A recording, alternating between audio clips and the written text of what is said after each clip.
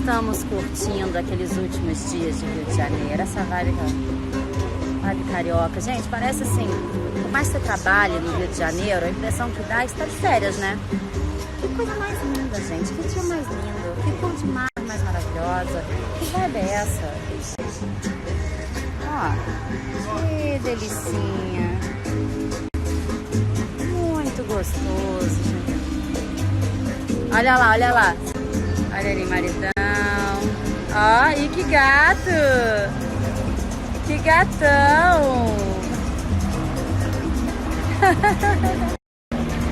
Que gostoso. Gente, essa vibe do Rio de Janeiro, não sei que eu sou carioca, mas sabe, eu amo São Paulo, é uma delícia, a gente gosta, mas aqui, lugar que tem praia, tem uma vibe diferente, tem uma energia diferente, né? Estamos aqui curtindo nossos últimos dias de Rio de Janeiro, cariocando, bem gostoso. Vai deixar saudade essa temporadinha, viu?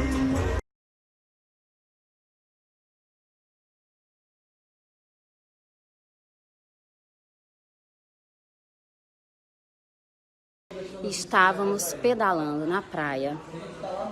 De repente mudou o tempo de uma maneira. E o Teodorinho começou, para, vento, para, tá machucando. E eu aqui, ó. De repente, acho que surge um paparazzi na praia. Meu amor, eu tava assim, ó.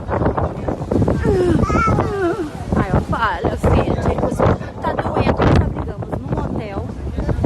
E agora vamos voltar pro nosso hotel, que o Teodoro e a Melina precisam chorar. A gente tá machucando. Tava na areia, sabe? É aqui do lado. Ficou ruim. E aí resolvemos o quê? Pegar um táxi, porque os nenéns começaram a chorar, porque tava realmente machucando muito vento. E olha, vou falar pra vocês que eu tava na raça, porque realmente tava difícil pedalar nesse vento, gente. Agora virou o tempo.